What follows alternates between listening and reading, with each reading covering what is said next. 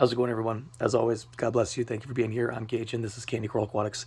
If you're new on my channel, please hit that subscription button and tap that notification bell. This is where I talk about all things reefing, but more importantly, where I share the information I've gathered on my tank with you guys to help you become better hobbyists at the hobby we call reefing. So I apologize if I don't sound as enthusiastic as usual. I've just kind of been punched in the feels a lot lately, so yeah, just kind of blah. Anyways, moving on. I want to give you guys an update. I'd made several different videos and just never uploaded them, so let's just try this again here. My tank had a serious infestation of green hair algae. Like it was bad. It was growing in mats, long mats on the rockwork and in the sand bed. I go in there, try to clean stuff up. It just never got any better. It always came back. But as you can see now, my tank is about 95% squeaky clean. What you are seeing, like if you look, I don't have like a backing or coral or anything obviously in the tank yet, so that's why you can like see my wires and everything straight through. But if you look straight through the back to where the protein skimmer is, you can look and you can see that there's like a dusting still on the back wall. That's just because it's hard for me to get back there and like scrape it off, but that's all dead. There's nothing growing there anymore. It's just what's left over. If you look to the left of the tank in the back where that lyre-tailed anthea is, up above there's a suction cup that's come undone, but you can see like there's some stringy stuff, same thing, that was green hair algae that's now dead. It's just like a brown, dusty kind of blob of nothing. And then in the sand bed, you can see little splotches of brownish discoloration. So I think I had some cyanobacteria and some diatoms that were growing in the sand bed, and those I believe have since been killed off. And that brown kind of dusty stuff is what remains of what used to be something living. So now the other 5% of making this tank clean is just me getting in there and vacuuming that stuff out. So how did I go from plague proportions of green hair algae, like to the point where I seriously even thought about just redoing the tank again because there was so much of it, to squeaky clean rocks and nice clean glass? Well, I tried a couple of things. The first thing that I tried was I got an algae eating blenny. He's in here somewhere. Oh, he's actually, if you look where the flower pot is, where the clownfish is, and where that lyre-tailed anthea is, they're right behind that lyre-tailed anthea. As soon as it moves, you can see his head poking out. That is actually, let me see if I can zoom in a little bit, but that's the algae eating blenny right there. If that clownfish would move. Anyways, you'll probably see him swimming around in a bit anyways.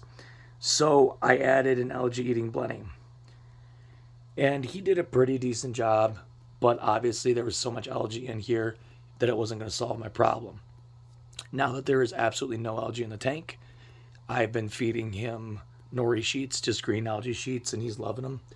If you guys get a chance to take a look at him while he's swimming around, this dog reminds me of a fat little, or excuse me, this fish reminds me of a fat little puppy dog. He's very healthy, very happy, very fat. So he's been eating up the algae sheets. But, I put him in there thinking that maybe, possibly, it would really help out the algae issue, and it didn't. He was just having the time of his life at an all-you-can-eat buffet. Next thing that I did was I tried a blackout on the tank. I completely just turned off the lights, left it that way for several days, probably almost a week. Didn't do anything. Nothing at all. Next thing that I did was I tried fluconazole. So I did a little bit of YouTubing, a little bit of Googling, and I found out that fluconazole it's a bacterial treatment for fish to treat certain types of bacterial infections. But one of its side effects and known usages is to actually get rid of green hair algae and bryopsis. So it's like, oh, okay, well, I got on YouTube and there was conflicting reports. Some people would say, oh my gosh, this worked. And some people would say, I don't really know if it worked or not. I can't really tell the difference. So in my experience, guys, I will tell you, do not get fluconazole. Some of the reports that I heard, it was actually stressing out and killing corals. And then some of the other ones were saying, no, it did a good job. It got rid of my algae and my corals were fine. So it was literally both ends of the spectrum. I don't have any coral in this tank because I was not going to put coral in here while I was fighting an algae issue. So to me, it didn't matter. I was like, well, I don't have coral anyways, so let's just try it. The packaging says allows 7 to 14 days, I believe it is, for you to really see results. And during the 7 to 14 days, you have to turn off your protein skimmer. you have to remove carbon, and you can't do water changes. So for 7 to 14 days, you have nutrients that are just building up in your tank. You can't do anything about it because anything that you would do to remove the nutrients would also be removing the medication. I watched the tank pretty closely over the course of the following 2 weeks, and if it did anything, it wasn't much. Whatever algae it did kill, when that algae died, like I really, just by looking at it, I couldn't tell that it was dead. It looked the same to me.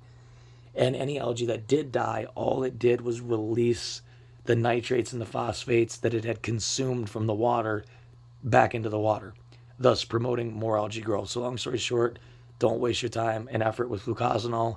I don't think that it works. I just don't. So what does work? What was I able to do to completely just like squeaky clean this tank without actually getting in here and scrubbing on it? It's something that I've always done, and this time around I just didn't do it.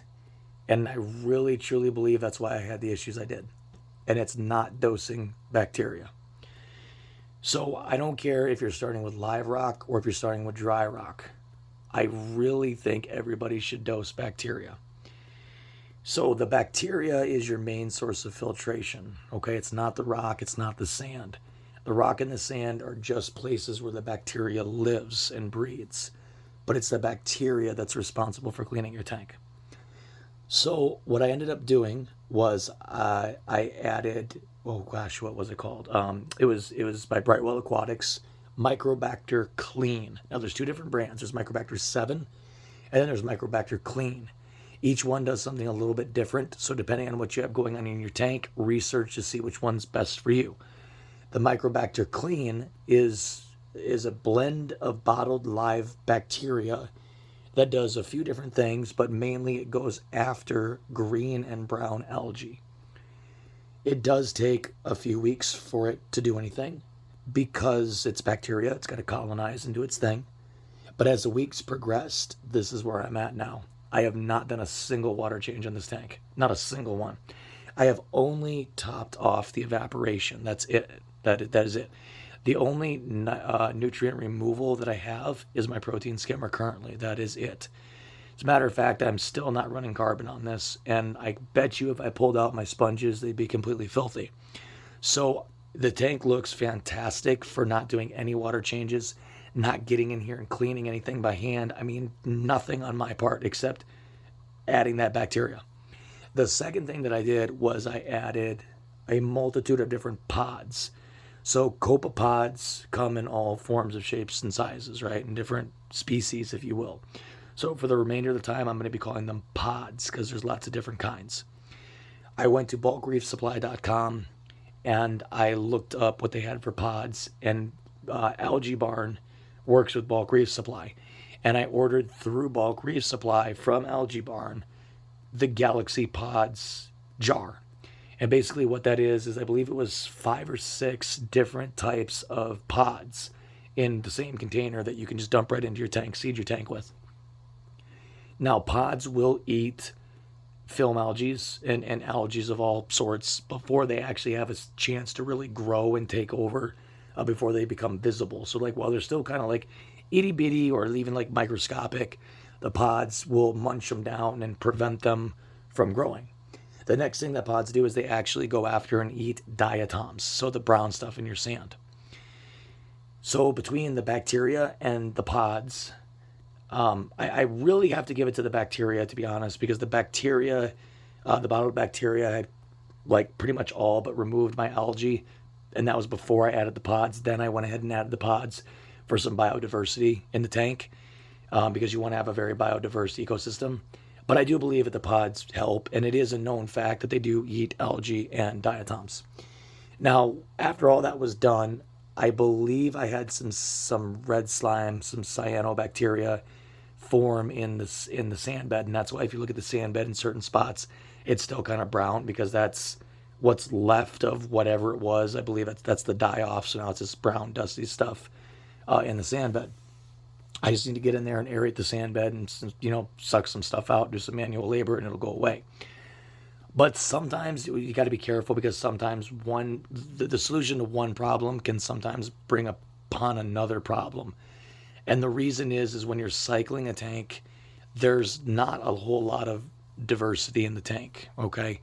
So the ocean, for instance, the reason the ocean's not covered in algae or cyano or diatoms or whatever is because everything's in a check and balance system, right? Everything's living in harmony. There's those things all exist, but the reason they don't become plague proportions like they do in our reef tanks is because they all have a predator, right? Something's eating one another all the time. In a reef tank, unless you put it in there yourself, you seed it, and then you allow a couple of years for everything to kind of mature and grow, you don't have that. So that's why one day you might have hair algae, and then you do what I did, you get rid of the hair algae, but then all of a sudden cyanobacteria pops up because the hair algae was outcompeting the cyanobacteria. Now that the hair algae is gone, the red slime, it's cyanobacteria, comes up because there's nothing there to outcompete it for the nutrients, blah, blah, blah, blah, blah. So it's kind of a pyramid effect at times, but knowing how to handle each one as they appear will help you to, as you're doing it and adding things to the tank, will help you achieve biodiversity. So anyways, guys, that's what I ended up doing. So if you are struggling with algae like I was, go ahead and check out some Microbacter cleans and bottle bacteria, and think about getting yourself some different types of pods as well. If you guys have any questions or comments, please leave them down below. And until next time, take care and God bless.